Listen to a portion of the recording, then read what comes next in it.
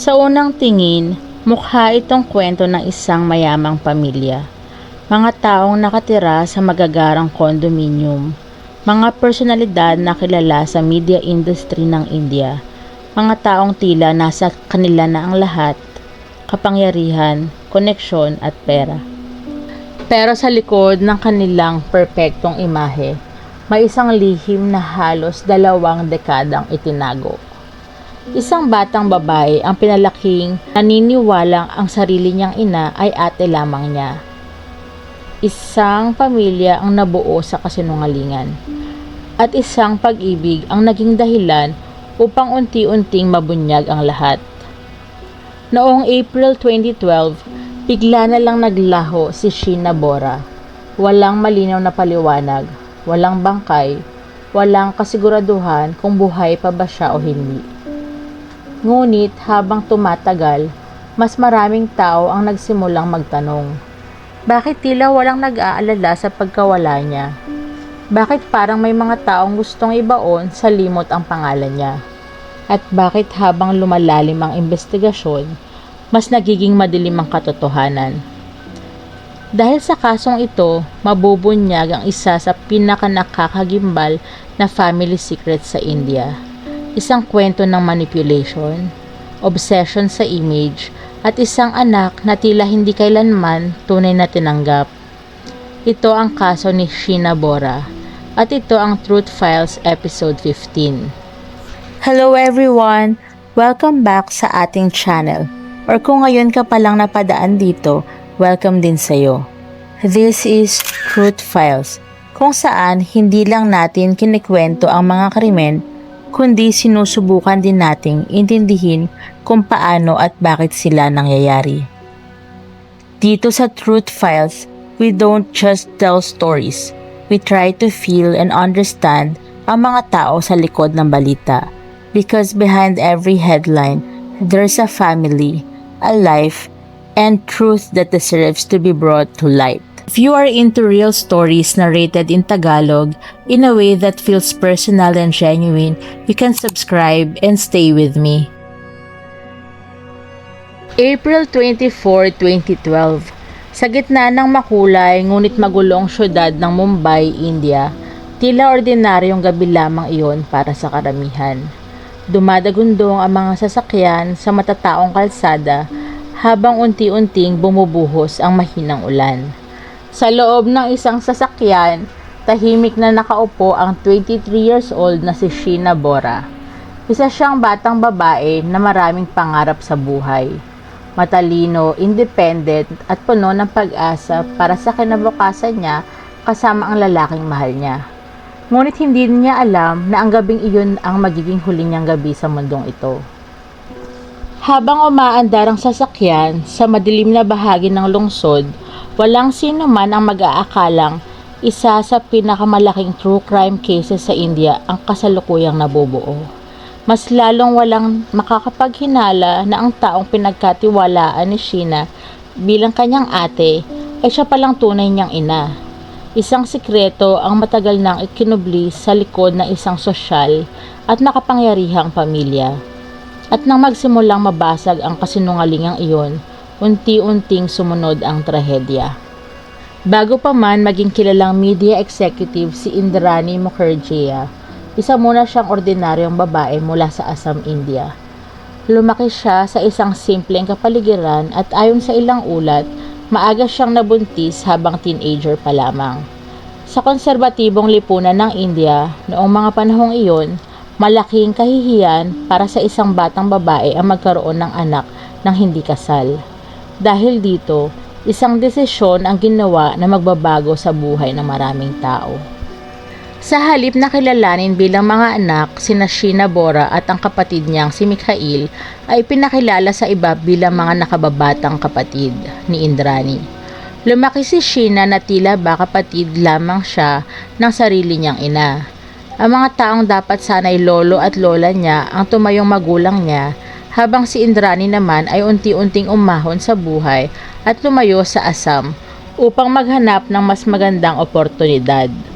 Habang lumalaki si Sheena, Unti-unti rin niyang nararamdaman ang komplikadong dynamics ng kanilang pamilya. Hindi man malinaw sa publiko noon, may mga indikasyong hindi maayos ang relasyon nilang mag-ina.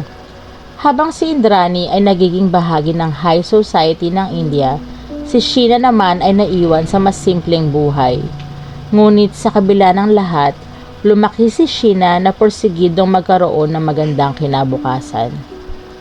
Nang tumuntong siya sa kanyang early 20s, lumipat siya sa Mumbai, ang sentro ng negosyo, entertainment at media sa India. Dito niya sinubukang buuin ang sarili niyang identity, malayo sa mga lihim at komplikasyon ng kanyang pamilya. Nakahanap siya ng trabaho at nagsimulang mamuhay bilang isang independent young woman. Ngunit habang sinusubukan niyang magsimula muli, hindi niya alam na ang nakaraan niya ay unti-unting hahabol sa kanya. Habang naninirahan sa Mumbai, nakilala ni Sheena si Rahul Mukherjee, anak ni Peter Mukherjee mula sa unang relasyon nito. Si Peter ay isa sa pinakamakapangyarihang personalidad sa Indian television industry noon. Siya ang dating CEO ng Star India at kilala bilang isa sa mga pinakamalalaking pangalan sa media business. Sa panlabas na anyo, tila perpekto ang pamilya nila, mayaman, influential at respetado sa lipunan. Unti-unting naging malapit sina Rahul at Sheena hanggang sa mauwi ito sa isang seryosong relasyon. Pareho silang emotionally connected sa isa't isa at ayon sa mga taong nakakakilala sa kanila, seryoso sila sa kanilang pagmamahalan. Ngunit ang relasyong ito ang magiging simula ng matinding tensyon sa loob ng pamilya. Sa paningin ng publiko, parang magkapatid sina Rahul at Sheena dahil si Indrani ang asawa ni Peter. Ngunit ang mas komplikado, alam umano ni Indrani ang tunay na pagkatao ni Sheena bilang kanyang anak. Habang tumatagal, naging mas mahigpit umano si Indrani sa pagkontrol kay Sheena. Ayon sa mga ulat at testimonya, tutol siya sa relasyon nila Rahul at Sheena at nais niya itong maputol. May mga pagkakataong umano'y pinipilit ni Indrani si Sheena na lumayo kay Rahul at sumunod sa mga kagustuhan niya. Lumalabas din sa ilang reports na gusto na raw ni Sheena na sabihin ang katotohanan tungkol sa tunay niyang relasyon kay Indrani. Kung mangyayari iyon, maaaring masira ang imahe ng media executive na matagal nang maingat na binuo ni Indrani sa harap ng publiko. Habang lumalalim ang relasyon ni Rahul at Sheena, lalo namang tumitindi ang tensyon sa pamilya. At sa likod ng mga mamahaling restaurant, luxury cars, at eleganting social events, isang madilim na plano ang unti-unti umanoong nabubuo. Noong April 24, 2012, nakipagkita si Sheena kay Indrani sa Mumbai. Ayon sa mga ulat, sinabi umano ni Indrani na gusto niyang makipag-dinner at makipag-ayos kay Sheena. Para kay Sheena, maaaring ito na ang pagkakataon upang maayos ang matagal ng problema nilang mag-ina. Habang papasok siya sa sasakyan noong gabing iyon, hindi niya alam na iyon na pala ang magiging simula ng kanyang pagkawala. Ayon sa naging testimonya ng dating driver ni Indrani na si Shyamvar Rai, kasama umano siya sa sasakyan ng gabing iyon. Sa kanyang salaysay, sinabi niyang kasama rin si Sanjeev Khanna, ang dating asawa ni Indrani. Habang nasa loob ng sasakyan, doon umano isinagawa ang krimen. Ayon sa investigasyon, sinakal umano si Sheena hanggang mawala ng malay at tuluyang mamatay. Pagkatapos nito, dinala umano ang kanyang katawan sa isang liblib na lugar sa Raigad District, kung saan sinunog at itinapon ito upang maitago ang ebidensya. Kinabukasan, nakatanggap si Rahul ng mga text messages mula sa cellphone ni Sheena na nagsasabing gusto raw nitong makipaghiwalay at lumayo muna. Ngunit para kay Rahul, may kakaiba sa paraan ng pagkakasulat ng mga mensahe. Hindi iyon ang paraan magsalita ni Sheena. Ramdam niyang may mali. Paulit-ulit niyang sinubukang kontakin si Sheena, ngunit wala itong sagot. Unti-unti siyang nabalot ng pag-aalala, habang ang ibang tao sa paligid niya ay tila kalmado lamang. Sa mga sumunod na buwan, tila naglaho na parang bula si Sheena Bora. At habang desperadong naghahanap si Rahul ng kasagutan, may isang katotohanang unti-unting ibinabaon sa limot. Ilang linggo matapos mawala si Sheena Bora, may natagpo ang bahagyang sunog na bangkay sa isang masukal na bahagi ng kagubatan sa Raigad District. Malayo sa mata ng publiko at halos hindi pinupuntahan ng tao dahil sa kondisyon ng katawan at kakulangan ng malinaw na pagkakakilanlan, hindi agad natukoy kung sino ang biktima. Sa panahong iyon, walang nakakaalam na ang bangkay na iyon ay konektado pala sa isa sa pinakamalaking krimen na yayanig sa India pagkalipas ng ilang taon. Habang lumilipas ang panahon, nagpatuloy ang buhay ng mga taong sangkot sa kaso. Si Indrani Mukherjee ay nanatiling bahagi ng social at elite circles ng Mumbai. Patuloy siyang namuhay bilang isang eleganteng media personality habang ang pagkawala ni Sheena ay tila unti-unting tinatanggap ng iba bilang simpleng paglayo lamang. May mga taong naniwalang baka nagdesisyon lang si Sheena na magsimula ng bagong buhay sa ibang lugar. Ngunit para kay Rahul Mukherjee, hindi kailanman naging sapat ang paliwanag na iyon. Hindi tumigil si Rahul sa paghahanap ng sagot. Ayon sa ilang reports, madalas niyang kine-question si Indrani tungkol sa totoong nangyari kay Sheena. Ngunit sa bawat tanong niya, tila mas lalo lamang nagiging magulo ang mga sagot. Minsan, sinasabing nasa ibang bansa si Sheena. Sa ibang pagkakataon naman, sinasabing ayaw lang talaga nitong makipag-ugnayan. Habang lumalalim ang misteryo, unti-unting nabubuo ang kutob ni Rahul na may tinatago ang kanyang pamilya. Noong 2015, 3 taon matapos mawala ni Sheena, isang hindi inaasahang pangyayari ang muling nagbukas sa kaso. Naaresto si Shamvar Rai sa hiwalay na kaso ng illegal possession of firearm. Ngunit habang iniimbestigahan siya ng mga pulis, may isang nakakagimbal siyang revelasyon. Inamin niya umano na may direktang kinalaman siya sa pagkawala ni Sheena Bora. Biglang bumalik sa headlines ang kaso. Ang dating misteryosong pagkawala ay naging isang national scandal. Habang lumalabas ang mga detalye, lalong hindi makapaniwala ang publiko sa lawak ng kasinungalingang nakapalibot sa pamilya. Ayon sa testimonya ni Rai, siya raw ang nagmaneho ng sasakyan noong gabing pinatay si Sheena. Ikinuwento niyang matapos umano ang krimen, nagtungo sila sa isang liblib na lugar upang sunugin at itapon ng bangkay. Habang inilalahad niya ang kanyang salaysay, isa-isang nagsimulang mabuo ang timeline ng nangyari noong April 24, 2012. Dahil sa kanyang testimonya, inaresto si Indrani Mukherjee. Kasama ring inaresto ang dating asawa niyang si Sanjeev Khanna. Kalaunan, maging si Peter Mukherjee ay nadawit din sa kaso at inimbestigahan dahil sa umano'y posibleng kaalaman niya sa nangyari. Nabigla ang buong India. Ang dating simbolo ng tagumpay at glamour sa media industry ay ngayon nasa sentro na ng isang brutal na murder investigation. Habang umuusad ang investigasyon, mas marami pang detalye ang lumabas tungkol sa komplikadong relasyon ng pamilya. Unti-unting nakita ng publiko ang malaking epekto ng matagal na pagtatago ng katotohanan. Hindi lamang ito simpleng kaso ng murder. Isa rin itong kwento ng identity, manipulation, family pressure at emotional control. Maraming tao ang naawa kay Sheena. Sa likod ng kanyang simpleng ngiti at tahimik na personalidad, isa pala siyang batang lumaki sa isang malaking kasinungalingan. Ang babaeng dapat sana'y nagsilbing proteksyon niya ay siya ring inakusahan sa kanyang pagkamatay.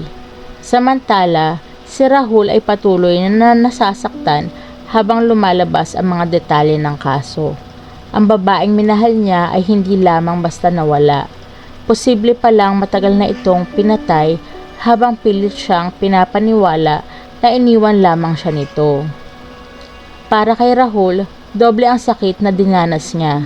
Hindi lamang niya nawala ang mahal niya sa buhay, unti-unti ring nasira ang relasyon niya sa sarili niyang pamilya. Habang dinidinig ang kaso sa korte, Naging sentro rin ito ng media frenzy sa India. Araw-araw ay may bagong detalye, bagong testimonya at bagong intriga. Maraming eksperto ang nagsabing ang kaso ni Sheena Bora ay isa sa pinakamalaking halimbawa kung paano maaaring sirain ng obsession sa status, image at kontrol ang isang pamilya. Sa paglipas ng mga taon, naging mahaba at komplikado ang legal battle sa kaso. Maraming hearings, testimonya at legal arguments ang naganap. Noong 2022, nabigyan ng bail si Indrani matapos ang ilang taon sa kulungan habang nagpapatuloy pa rin ang paglilitis sa kaso. Hanggang ngayon, nanatiling isa sa mga pinaka-pinag-uusapang true crime cases sa India ang Sheena Bora case dahil sa dami ng twists, family secrets at psychological complexities nito. Marami pa ring tanong ang hindi tuluyang nasasagot. Ano ba talaga ang buong motibo? Hanggang saan ang alam ng bawat taong sangkot? At posible bang may mga detalye pang hindi nalalaman ng publiko? Ngunit sa kabila ng lahat ng debate at kontrobersiya, isang bagay ang malinaw. Isang batang babae na gustong mamuhay ng totoo ang nawala ng pagkakataong mabuhay ng buo. May mga kasinungalingang kayang itago ng tao sa loob ng maraming taon. Sa umpisa, maaaring pakiramdam nila ay kaya nila itong kontrolin. Kaya nilang manipulahin ang kwento, takpan ng katotohanan at kumbinsihin ang lahat na normal lang ang lahat.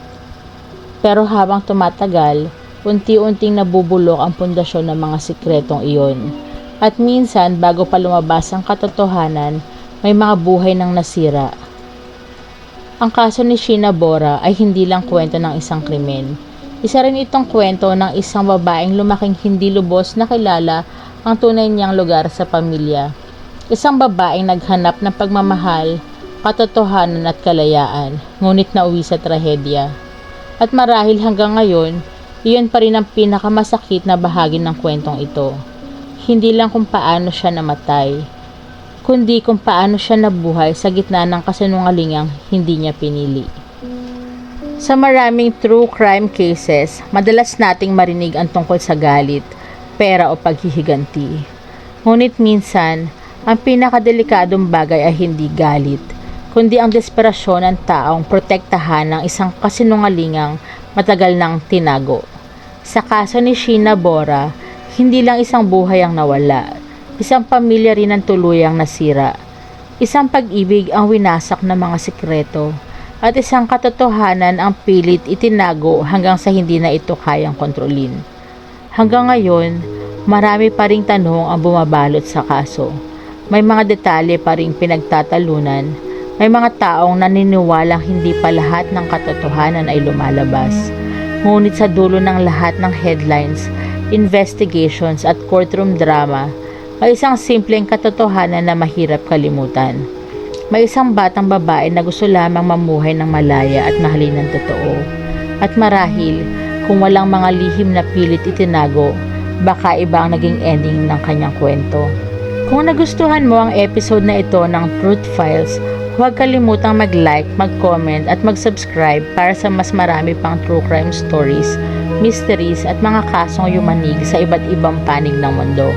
At tandaan, minsan, ang pinakamapanganib na sikreto ay ang sikreto sa loob mismo ng pamilya. If you made it until the end, thank you for staying. Kung may gusto kang kaso na i-cover natin next time, you can leave it in the comment section. And if this story stayed with you, even quietly, stay with me. Marami pa tayong kwento at katotohanang bubuksan at tatalakayin. Ingat ka palagi. God bless.